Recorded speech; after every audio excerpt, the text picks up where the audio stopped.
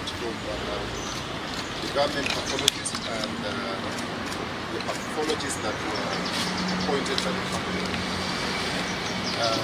Therefore, at this stage I want to call upon our brother Dr. Odwor, who will pick it up from there, and then we'll have a closing remark or statement by Senator George Khaniri. So over to you, Dr. Odwor. Thank you very much. So good afternoon. Today we are here at Living Home to perform an autopsy on the body of the late Honorable Cyrus Jirongo, who passed on the other day, under circumstances which raised a lot of questions. So with me, we were in the postmortem room with the pathologists who have been appointed by the family. There is on my left Dr. Ndungu, who was appointed by the family to represent them. On my right, there's Dr. Midia, also who was appointed by the family to present it. And on the far right, there's Dr. Wanyoike also, who was also appointed by the family.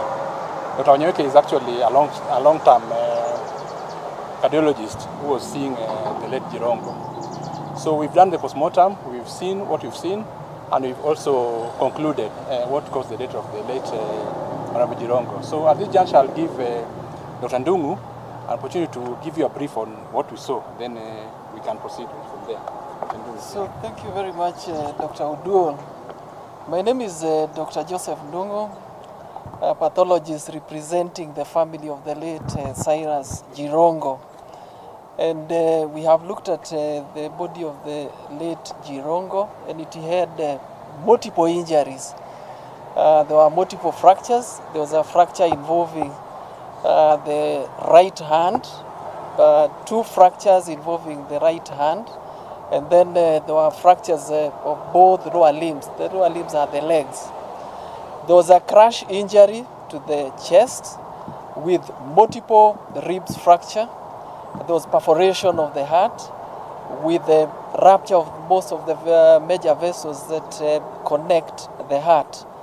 There were also bleeding into the chest cavity, and also crash injuries going to the abdomen with the crash of the liver, with also bleeding into the abdominal cavity.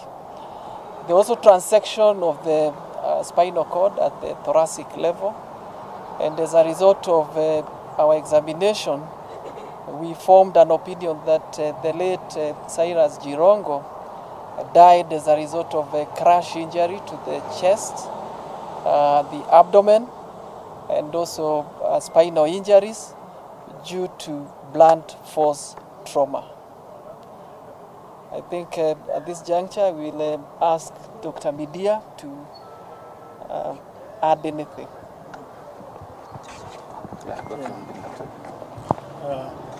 Thank you very much. First, I'm called Dr. Midia. First, we are sincerely sorry for what happened to the deceased, and we condole with the family and the public, and we are sincerely sorry for that. We are in concurrence as to what caused death. The injuries sustained were quite severe, involving the chest and the abdomen, and also the spine. There might have been what is observed outside may not tie with what is inside, but when you open up the body, it's quite severe, and it's like it was instant and likely incompatible with life. And as I say, we are sincerely sorry for that, and we condole with the public.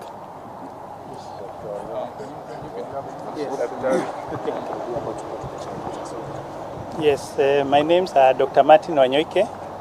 I'm the family doctor for Jirongo family. I've been taking care of Honorable Jirongo for many years, but many of the times it is not even him who is unwell, it's just sending his relatives, friends, associates to take care of them, which I've been doing. So, of course, the family asked me to help identify the pathologist, which we identified Mr. Ndungu, Dr. Ndungu, to be with us. I attended the postmortem, and as a heart doctor, I witnessed very severe injury to the heart. The left ventricle was ruptured. The main pipe from the heart called the outer heart disconnected with the heart, And those injuries are not compatible with life. Probably when that happened, you only had 3 minutes to go. And we are very sorry for the family and all the associates, and we feel so saddened that such a young man, he was actually my age mate, and it was quite a blow for all of us to lose somebody like him. Yeah, as you can see, the late Jirongo died of very severe chest injuries. And these injuries were as a result of a crash injury, and the doctors have explained them very well. This is an investigation which is ongoing. Remember, postmortem is just part of a wide investigation. So we have concluded, though we've taken some samples first for analysis, because there have been a lot of speculations ongoing. And other than what we've seen in the mortuary, we've taken samples for what is called toxicological analysis. The samples have been taken in sets, some which will be analyzed by our government chemists, and some which will be analyzed by the private pathologists on behalf of the family. So let's be patient and wait for what we'll see in the course of the investigation. We also take it also for DNA, yeah. George, Mheshimiwa, Kaneri. Thank you very much, members of the Fourth Estate. Our apologies that this briefing has taken some time.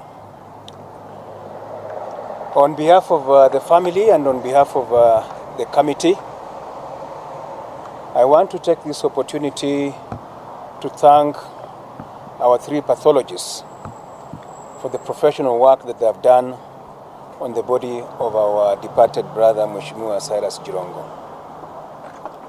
You've heard that they have concurred in their reports.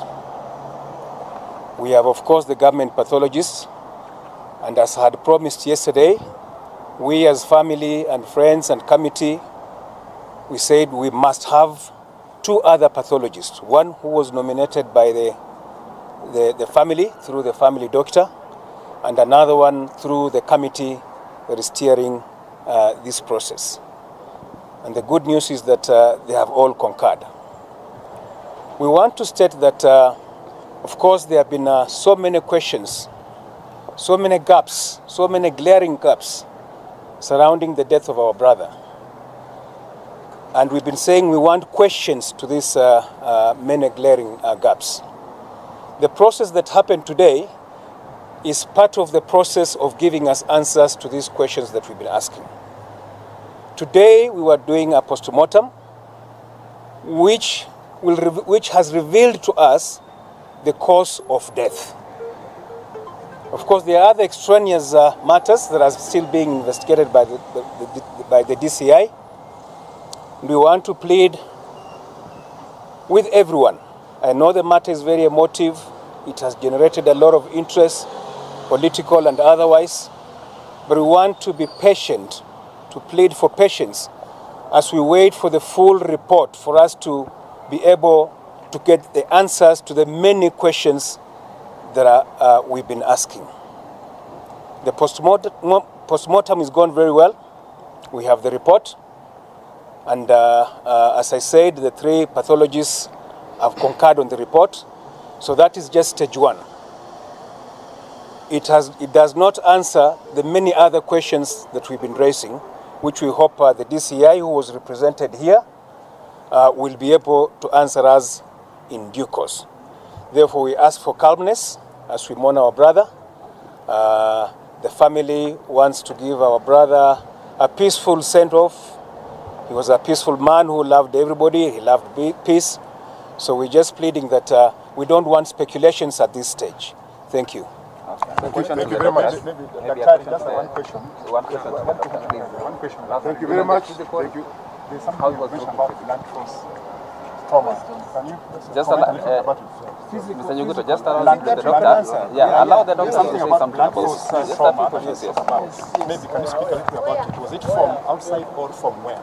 That Blunt force trauma, I mean, it's a force from outside that crashed the body. I don't want to speculate because when we talk about blunt force trauma, it can be as a result of a road traffic accident like what we have already been told. but a blunt force trauma means force from outside crashing on the body.